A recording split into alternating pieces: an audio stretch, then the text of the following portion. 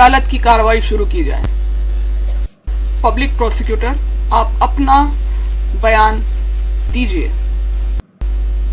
Your honour, ये case आईने की तरह साफ है। मुल्जिम सरफराज खान ही अपने बड़े भाई साहिल खान के कत्ल के दोषी हैं।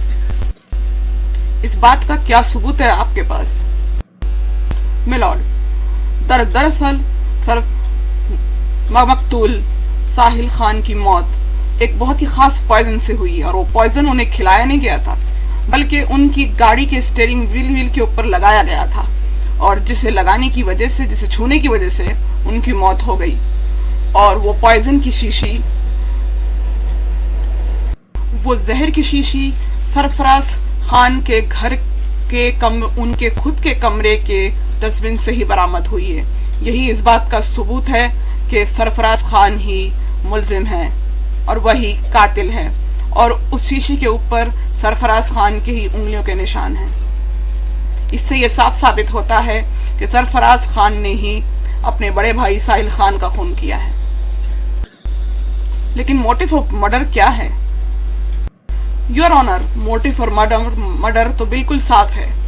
साहिल खान और सरफराज खान दो सगे भाई हैं, और साहिल खान के मरने से उनकी सारी जायदाद के अब अकेले मालिक होते हैं सरफराज खान। तो समझ में तो ये साफ दिखता है कि सरफराज खान ने जायदाद के लिए अपने भाई साहिल खान का खून कर दिया। मुल्जिम सरफराज खान, आपको आपके बचाव में क्या कहना है? योर ऑनर, मैं निर्दोष हूँ। मैंने मेरे भाई का खून नहीं किया है। मैं नहीं जानता कि वो जहर की शीशी मेरे कमरे में कैसे आई और मेरे फिंगरप्रिंट्स उस पर कैसे आए। मैं बस इतना जानता हूँ कि मैं निर्दोष हूँ और मैंने मेरे भाई का खून नहीं किया है। आपका डिफेंस लॉयर कौन है? जी, मेरी डिफेंस लॉयर है अजरा खान। तो ठीक है, अदालत अब डिफेंस की दलील सुनेगी। तो मिस खान, आप अपने मौकिल की सफाई में क्या कहना चाहेंगी? योर ऑनर, मैं यही कहूंगी कि सबूत कभी रखे भी जाते हैं और पैदा भी किए जाते हैं। वो जहर की शीशी मेरे मौकिल के कमरे से मिलने का मतलब ये बिल्कुल नहीं हो सकता कि मेरे मौकिल ही खूनी हैं। उनके कमरे में कई लोग आते जाते होंगे। वो शीशी तो वहां कोई भी डाल सकता है। हो सकता है साहिल खान ने खुद ही डाली हो और उन्होंने आत्महत्या की हो। लेकिन मिस खान, उसके ऊपर सरफराज खान के ही उंगलियों के निशान है। इस बारे में आप क्या कहेंगी? मिलॉर्ड, वो एक सादी शीशी है और हो सकता है सरफराज खान की शीशी में किसी ने उस जहर को भर दिया हो और फिर वहां पे उन्हें फंसाने के लिए उनके ही कमरे की डस्टबिन में डाल दिया हो। देखिए मिस खान, हुआ हो और डाला हो, इन बातों पे अदालत अपना फैसला नहीं करती है। आपके पास कोई अगर ठोस सबूत है अपने मौकिल को बेगुनाह साबित करने के लिए तो पेश कीजिए, वरना अदालत अपना फैसला सुना देगी। अभी मेरे पास कोई ठोस सबूत तो नहीं है अपने मौकिल को बेगुनाह साबित करने के लिए, लेकिन सरकारी वकील की दलील में एक कमजोर पॉइंट जरूर है। उस जहर की शीशी पर तो मौकिल सरफराज खान की उंगलियों के निशान मौजूद हैं, लेकिन कार की स्टीयरिंग व्हील पे जिसे छूने से साहिल खान की मौत हुई, उसके ऊपर सिर्फ और सिर्फ साहिल खान के ही उंगलियों के निशान हैं। मेरे मौकिल की उंगलियों के निशान नहीं है। अगर वो उस स्टीयरिंग व्हील पे पॉइजन लगाए होते तो उनकी उंगलियों के निशान उस पे जरूर होते। आपकी इस बात में पॉइंट तो है। पब्लिक प्रोसिक्यूटर की दलील में एक लूज पॉइंट जरूर है।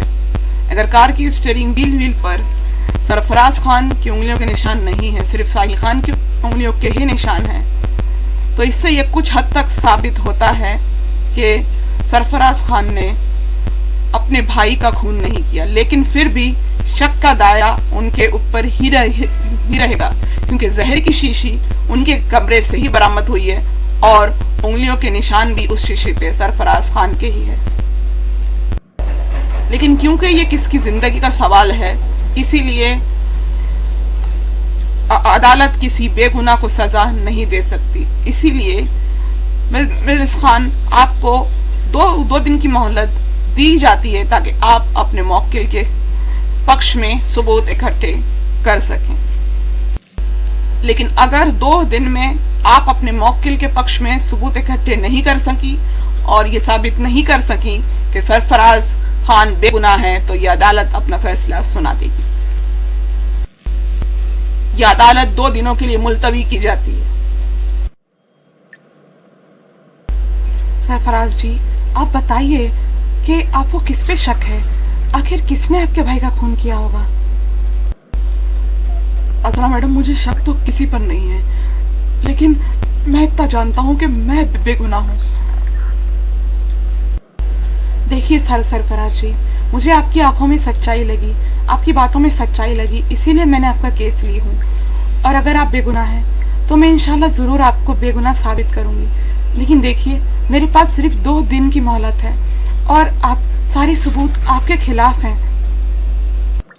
अच्छा, आप अपने दिमाग पे जोर डाल के बताइए, क्या जिस दिन आपके भाई का कत्ल हुआ उस दिन कुछ अजीब हुआ था, कुछ नॉर्मल से हटकर? आप सोचने की कोशिश कीजिए। हाँ, याद आया, हमारे बिजनेस पार्टनर साजिद पटेल भाईजान के कत्ल के 1 रात पहले, वो रात के 8 बजे हमारे घर आए थे। उस वक्त भाईजान घर पे नहीं थे। भाईजान एक जरूरी मीटिंग में गए हुए थे और वो 10 बजे ही लौटने वाले थे। साजिद पटेल ने कहा कि उन्हें एक ज़रूरी ईमेल करना है और उनके फ़ोन की बैटरी डाउन हो गई है। और जब मैंने उन्हें लाके अपना लैपटॉप दिया तो उन्होंने कहा कि नहीं, यहाँ पर मुझे गर्मी हो रही है, जबकि हॉल का एसी चालू था। मैं तुम्हारे कमरे से जाकर ईमेल करता हूँ, तुम्हारे कमरे का एसी अच्छा है। और फिर जब मैंने उन्हें अपने कमरे में ले गया तो उन्होंने मुझसे कहा कि ज़रा 1 कप चाय पिला दो। और मैं नौकर को चाय बनाने के लिए कहने को गया और मुश्किल से मुझे आने में 2-3 मिनट ही लगे होंगे और उन्होंने कहा कि उन्होंने ईमेल कर दिया। मैंने सोचा इतनी जल्दी ईमेल कैसे कर दिया, इतनी जल्दी उन्होंने लिख कैसे लिए। जब मैंने उनसे पूछा तो उन्होंने बोले कि मैंने पेन ड्राइव में लिख के लेकर आया था डॉक्यूमेंट, इसलिए जल्दी से ईमेल कर दिया।